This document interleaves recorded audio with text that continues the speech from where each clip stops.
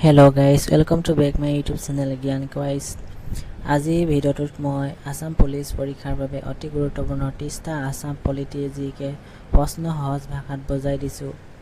এইবোৰ প্ৰশ্ন APSC আৰু Assam police PNRD forest banking আদি সকলো প্ৰতিযোগিতামূলক পৰীক্ষাৰ বাবে সহায়ক হ'ব। ভিডিঅ'টো শেষলৈকে চাব আৰু নিয়মিত প্ৰেক্টিছ কৰিব। যদি ভিডিঅ'টো ভাল লাগে তেন্তে লাইক, শ্বেয়াৰ আৰু সাবস্ক্ৰাইব কৰিব নাপাহৰিব। অসমৰ ইতিহাস আৰু ইয়াৰ গঠনৰ বিষয়ে কিছুমান প্ৰশ্ন। 1 নম্বৰ 1847 চনত অসম প্ৰথমবাৰ বেংগলৰ পৰা আলাদা হৈছিল। 2 নম্বৰ প্ৰথম ব্ৰিটিছ কমিছনাৰ ডেভিড স্কট।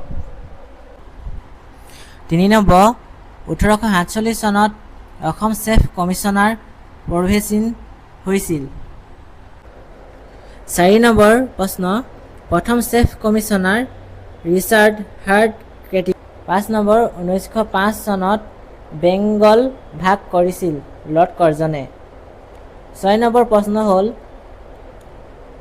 1906 চনত ইষ্টাৰ্ণ বেংগল এণ্ড আসামৰ লেজিছলেটিভ কাউন্সিল আৰম্ভ।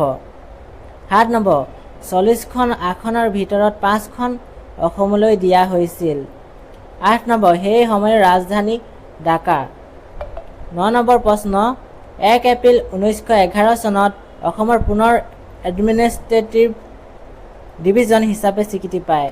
10 নম্বৰ ভাৰতীয় সংবিধান আৰ্টিকল 371B অসমৰ বাবে বিশেষ ব্যৱস্থা। এইবুলি আহিছো বিধানসভা আৰু চৰকাৰৰ বিষয়ৰ ওপৰত। 11 নম্বৰ প্ৰশ্নটো হ'ল 1913 চনত প্ৰথম আসাম লেজিছলেটিভ কাউন্সিল গঠন। 12 নম্বৰ প্ৰশ্নটো হৈছে 7 এপ্ৰিল 1937 চনত অসম লেজিছলেটিভ এছেম্বলি আৰম্ভ। 108 সদস্য, ৰাজধানী শ্বিলং। 13 নম্বৰ প্ৰশ্ন প্ৰথম মুখ্যমন্ত্ৰী গোপীনাথ বৰদলৈ। 14 নম্বৰ প্ৰশ্ন হ'ল প্ৰথম মহিলা মুখ্যমন্ত্ৰী হৈদা আনুবাৰা তৈমুৰ। 15 নম্বৰ প্ৰশ্ন হ'ল 1973 চনত ৰাজধানী শ্বিলঙৰ পৰা দিছপুৰলৈ স্থানান্তৰ। 16 নম্বৰ প্ৰশ্ন উত্তৰ 1973 চনত প্ৰথম বাজেট ছিজন দিছপুৰত অনুষ্ঠিত। 17 নম্বৰ প্ৰশ্ন প্ৰথম স্পীকাৰ বসন্ত কুমাৰ দাস। 18 নম্বৰ প্ৰশ্ন হ'ল 1985 চনত আসাম একৰ্ড চুক্তি স্বাক্ষৰ হয়। এইবুলি আহিছো নিৰ্বাচন আৰু ৰাজনৈতিক তথ্যৰ ওপৰত। 19 নম্বৰ প্ৰথম ইলেক্ট্ৰন কমিছনাৰ হৰিশংকৰ বৰ্মা। 20 নম্বৰ প্ৰশ্ন 1969 চনত বিষ্ণুপ্ৰসাদ ৰাভা তেজপুৰৰ পৰা MLA হৈছিল। 21 নম্বৰ প্ৰশ্ন উত্তৰ BTADত 4খন জিলা কোকৰাঝাৰ, চিৰাং, বাক্সা, ওদালগুৰি। 22 নম্বৰ প্ৰশ্ন উত্তৰ হ'ল 1921 চনত প্ৰথম গভৰ্ণৰ ব্ৰিটিছ সময়ত নিচেলছ দ্য ব্ৰিটিছন বেল।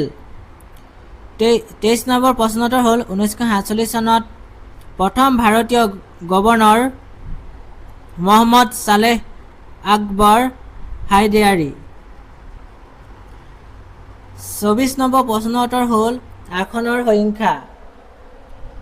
বিধানসভা 126খন, লোকসভা 14খন আৰু ৰাজ্যসভা 6খন।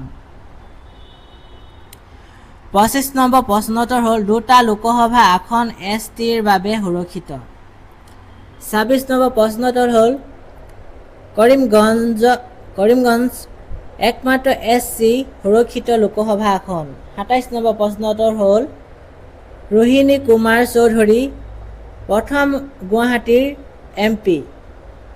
28 নম্বৰ প্ৰশ্নটো উত্তৰ হ'ল 5তম বিধানসভা 5 বছৰ বেছি চলিছিল। 19 নম্বৰ প্ৰশ্ন উত্তৰ হ'ল 1948 চনত আসাম পঞ্চায়ত ৰাজ এক্ট পাছ। 30 নম্বৰ প্ৰশ্ন উত্তৰ হ'ল এই এক্ট 4 বাৰ সংশোধন কৰা